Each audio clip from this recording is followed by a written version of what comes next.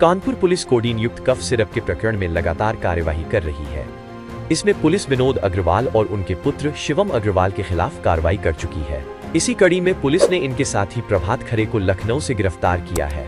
DCP crime Shravan Kumar Singh ने बताया कि पुलिस द्वारा पूछताछ में प्रभात ने बताया कि विनोद अग्रवाल और शिवम अग्रवाल ने कोडीन युक्त कफ सिरप तथा अन्य नशीली दवाओं के व्यापार में शामिल किया था और मेरी पत्नी के नाम से ध्रुव फार्मास्यूटिकल्स नाम की एक फॉर्म भी खुलवाई थी, जिसके माध्यम से वैध दवाओं की आपूर्ति की आड़ में कोडीन युक्त कफ सिरप की अवैध तस्करी की जा रही थी और एक फर्जी फर्म श्रीराम मेडिकल एजेंसी के नाम से फर्जी बिल तैयार करके दवाओं को ट्रांसपोर्ट के माध्यम से विभिन्न जिले जिसमें सीतापुर, लखीमपुर खीरी, बहराइच में बेचा जा रहा था। डीसीपी ने बताया कि इस कार्रवाई में एडीसीपी क्राइम अंजलि विश्वकर्मा की टीम शामिल थी। यह अभियान लगातार जारी रहेगा। आरोपी प्रभात खरे से आगे पूछताछ की जा रही है। देखिए, कोडीन कप के जैसा कि आपको मालूम है 8 मुकदमे लिखे गए हैं और 87/25 जो कलेक्टरगंज में विनोद अग्रवाल के खिलाफ लिखा गया था, उसमें हमने प्राइमरी गिरफ्तारी करी थी, विनोद अग्रवाल को जेल भेजा था। और ये प्रभात खरे उसमें जा रहा है जो दूसरा एक्यूज्ड है।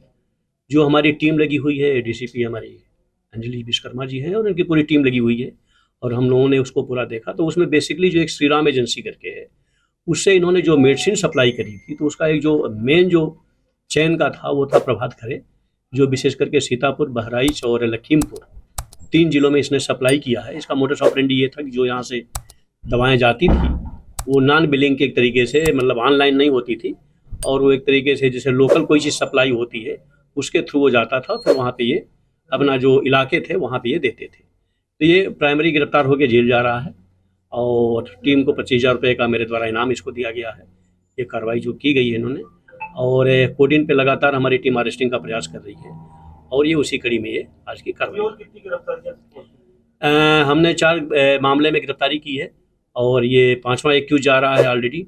हमारी टीमें अभी लगी हुई हैं। अभी हम मेन पे फोकस किए हुए हैं, जो प्राइमरी जिन्होंने किया है, सप्लाई किया है, उसके बाद हम सेकेंड लेयर पे आएंगे। तो ये हमारी कार्रवाई चल रही है।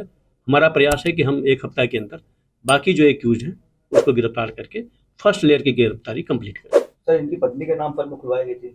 हाँ, वहाँ पे ध्रुव मेडिकल करके है, जो उनकी पत्नी के नाम की वहाँ पे मेडिकल स्टोर है, मेडिकल एजेंसी। वहाँ से ये 3 जिलों में ये सप्लाई करते थे। ये अभी तक पूछताछ के स्टेटमेंट में आया। डॉक्यूमेंट्री क्या एविडेंस है, हमारी टीम जब डाटा कलेक्ट करेगी और जो डाटा मिलेगा उसमें हो सकता है कि और डिस्ट्रिक्ट कवर हो, लेकिन प्राइमरी जो पूछताछ में आया है वो 3 डिस्ट्रिक्ट। इनका मेन रोल क्या था?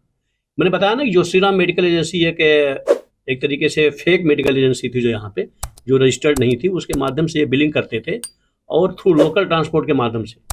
और जो चूँकि 50,000 से कम का होता है तो उसमें जीएसटी भी नहीं होता, यूए बिल भी नहीं होता है, तो उसके 3 पैकेट के माध्यम से जाते थे, फिर पैकेट के रूप में सप्लाई करते थे और फिर इसकी लोकल जो वहाँ पे है उसमें इसकी खपत होती थी, जैसा कि अभी तक जानकारी में पता चला। कानपुर से इब्ने हसन जैदी की रिपोर्ट।